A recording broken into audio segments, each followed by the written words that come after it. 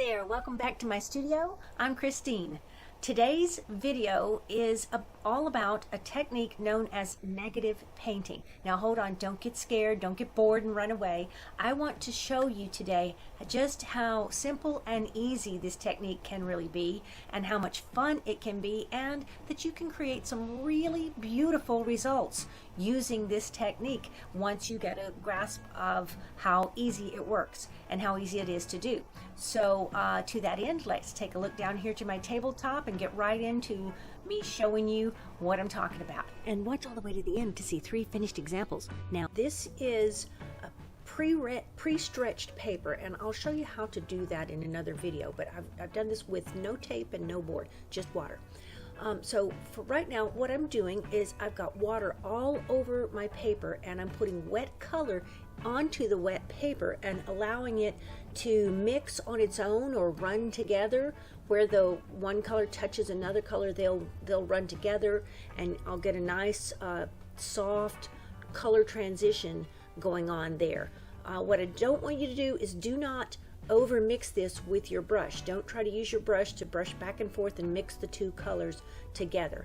That will not give you good results. You'll end up with brown or gray all over your whole page because it just doesn't work good that way.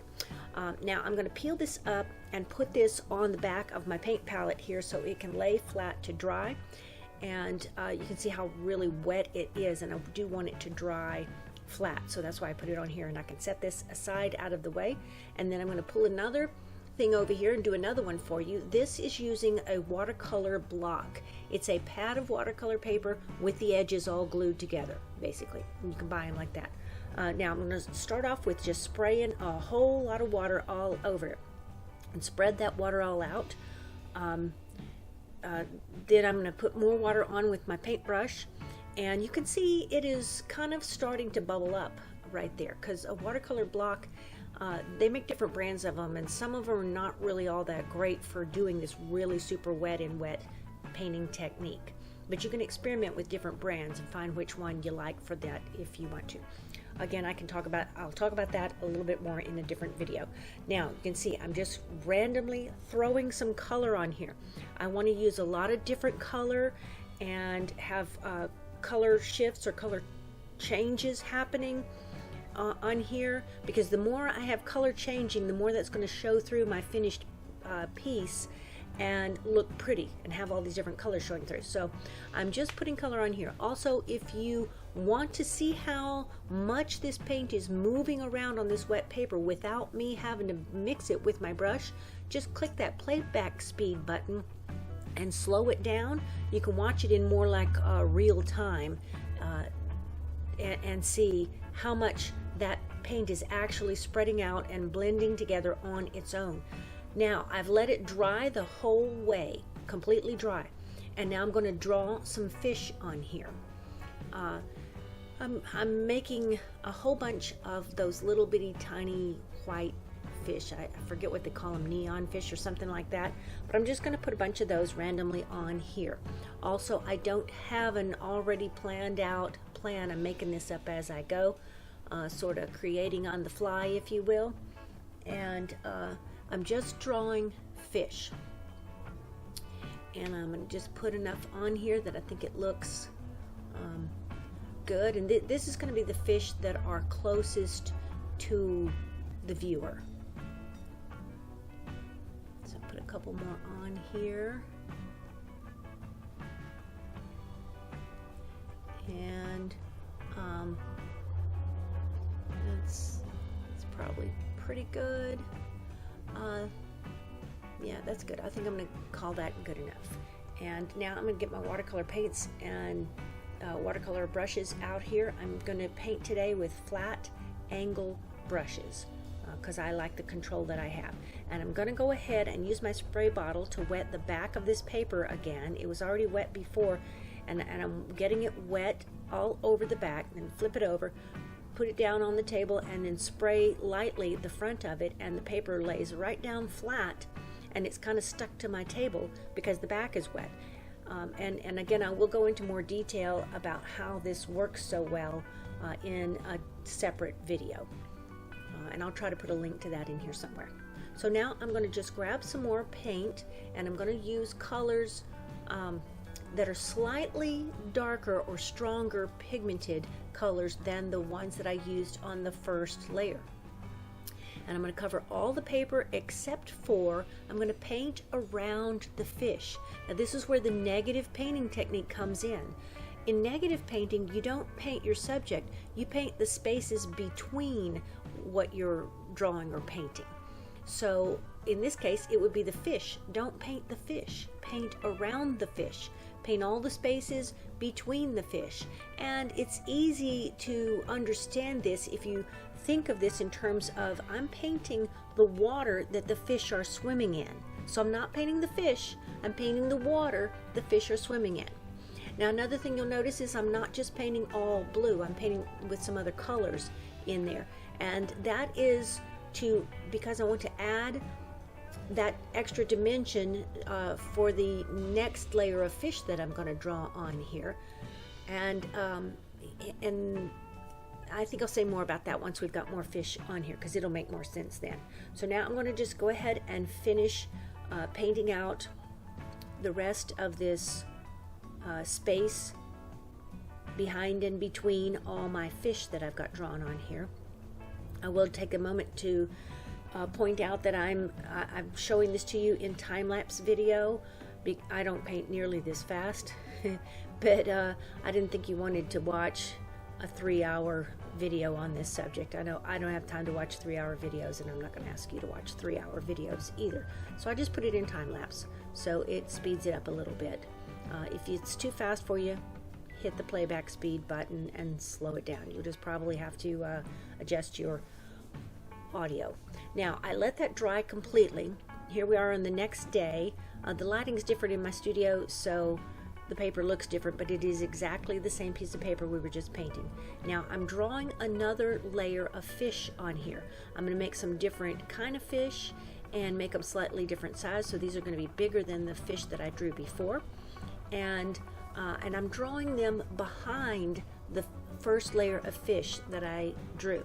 You don't want to draw these fish over top of those small fish, but rather put them behind those fish, because that's going to be how it would look if you were like, picture yourself at an aquarium, one of those places where you can go and they've got this giant aquarium, and you walk up to the window and you look inside and there's all these fish swimming around. It's a big tank of water in there, and you've got some fish that are up close, and then you've got some fish that are a little bit farther away, and some fish that are all the way in the back farthest away. And we're trying to recreate that type of an appearance on this painting here that we're working on. So I'm drawing some fish that are behind the little white fish that I first drew, that would be the ones that would be right up close to the glass, the ones you would see closest to you. So now I'm drawing some that are farther away. And I'm kind of making these up as I go. Some of these may not be a real fish shape like this, but close enough. And also I'm kind of making some of them go all the way over to the edge. Now I'm going to pull my watercolor stuff right back out here, get that set up, ready to paint again. And once again, I spray the front of the piece, mist it a little bit, and then spray the back and stick it down on the table. And that helps it to lay flat while I'm working with all this really wet paint. So now once again, I mix up some darker colors. And again, by darker, I don't just mean purples and blues. I mean stronger pigment. So it's a darker color, but it may not necessarily be blue or purple. I think I'll put a little yellow in right here so you can see what I'm talking about. I've got some strong, oops, that one was too green. I got some stronger yellow here than the yellow that I used on previous layers. It's a darker yellow, it's got more pigment, less water. So go ahead and throw in some different colors here. Let me get back to why we're doing different colors.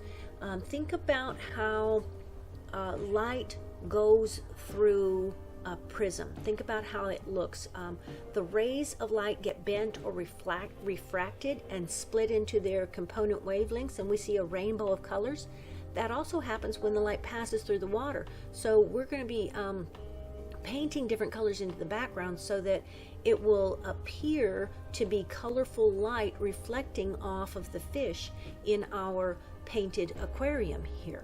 So that's why we're putting not just blue and green in the area that I'm calling the water, but rather we're doing negative painting, and we're painting the spaces between the fish, and then when this layer dries, we're going to draw another batch of fish on there. And so some of that part is going to show, like when I get around this fish up in the top left corner here, you're going to see, and you can kind of start to see it already, where I'm painting around the fish.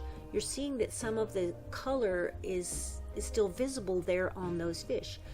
That's the color of the light hitting the fish. Now we're going to add details later, but you don't have to. You could call this finished as soon as we do our all of our negative painting. But you see how there's some color already showing up on these fish, and that's because we're putting the random color into the background.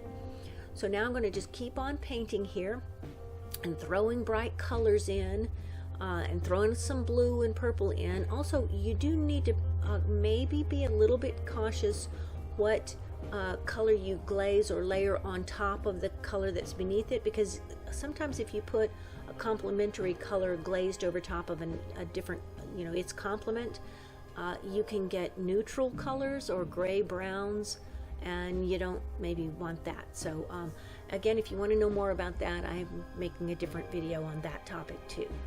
But for now, just know that we're experimenting and playing and having fun with this, and see what results you get when you glaze a little bit of yellow over top of red, or red over yellow, or green over blue.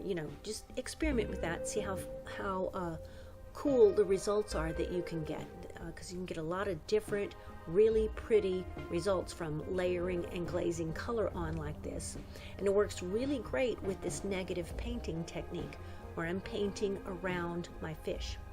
And you can probably see this sort of angelfish shaped fish coming in up here in the corner, where I'm getting it all painted around with the, again, slightly darker than the layer that I had before.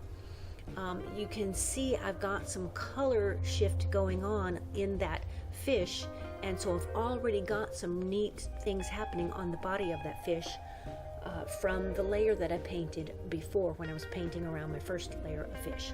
So now I'm finishing up this layer, and I've got to let the whole thing dry completely again once I get this done, and then here we are ready to draw some more fish on here. And these fish are going to be maybe even a little bit larger, I don't know, but they're farther away. They're deeper back into that aquarium that we're looking into, that window of that aquarium. And so these are going to be just a little bit darker than the ones we've already got going on here. And you know what, I don't think I like these. No, I don't want these details on here. I'm going to get rid of those. I'll put details on with my paintbrush later. So I'm just going to draw some more fish.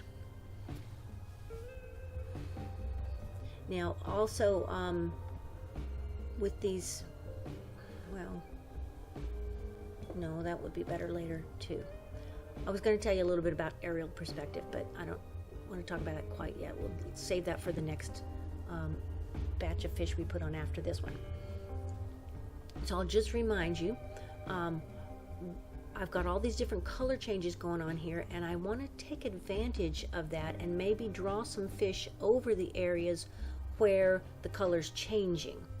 So remember to kind of look at what you've got going on your background, and position your fish or your subject of whatever you're drawing over top of some of those color changes to take advantage of what's going on there, and make your end piece, make your results be even more beautiful. Some of that, once you've done a lot of this, you'll get where you're planning that kind of stuff more and more. But right now, while we're in the experimenting and learning this technique phase, we just can be random and put it on there without a whole lot of planning. But really, if you do practice this technique a lot and you get really good at it, you can plan what you're doing, and in fact you should work toward getting to that point where your initial layers of paint that you're putting on are going down with an eye toward what you're going to be drawing there in later steps in your painting, and then you're going to just really see that this is a way to add so much depth and strength to your paintings that they look great just from learning this one easy technique. So I'm finishing putting a few more fish in here. Don't think about too much of that hard stuff right now. Just try to have fun and de-stress and work on understanding the basics of negative painting. I think I'm going to I need one more fish right in here, or a couple of fish maybe. I like these barracuda type of fish, so I'm going to put some more of those in. It's such a fun word, barracuda. Anyways, putting a few more of those in, and then I think that's pretty good. So let me get my watercolor stuff back out again, and this time I'm not going to use the spray bottle to spray the paper with water at all. I'm going to work right with it just like it is. But I'm going to mix up a couple of puddles of blue paint, because on this layer I am going to go with, okay, this is the water, so I'm going to use blue, but I'm going to mix up a couple different colors of blue. I've got an ultramarine and a Prussian blue puddle there, and I've got a little bit of green, and I can actually touch my brush over to the violet in my paint palette and get a little bit of that color in there, so that the water's not all one solid blue color. Just change it up a little bit. The main key to remember is paint around all of the fish. Don't paint any fish. Paint around the fish you just drew, and paint around the fish from both the other layers that you already drew. And if you want, you can take your brush and paint a little bit of blue into the fish's mouth there, and get a little bit of a mouth, like if you've got a fish with his mouth open a little.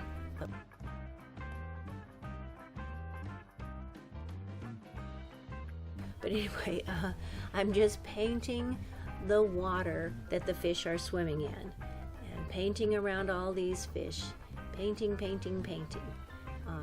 putting the water in, and touching the brush into a little bit of green now and then, and a little bit of violet now and then, and getting a little bit of variety going in the blue water that I'm putting on here, because that helps make it pretty. But it is all blue on this layer, because this layer is the water that the fish are swimming in, for real. And you just have to kind of pay attention and get all the little spots, all the little spaces in between all these fish. You start to get more and more small spaces going when you've got this many fish, or this many of whatever subject you happen to be painting. You got a lot more spaces and nooks and crannies to make sure you've got your paint into. But I think even at this point, you're starting to be able to see how we've got some depth going on in here. Some of these fish look close, and some of them look farther away. And that is because of putting a little bit of color down, and each layer of fish is a little bit darker than the layer that was on there before.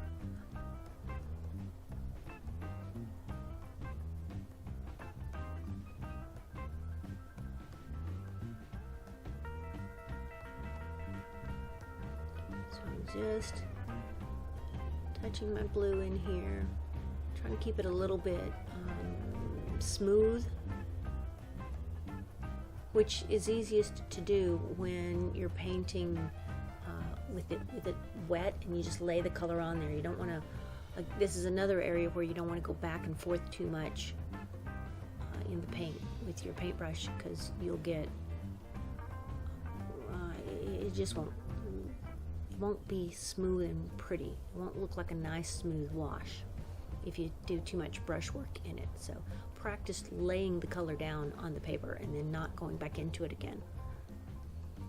All right, now I want to show you here, we've got different layers. We've got those first little fish that we drew, and that was layer number 1, and then and we painted all around them, and then we drew some more fish, and we've got layer number 2, and we painted all around those, and then we put in layer number 3.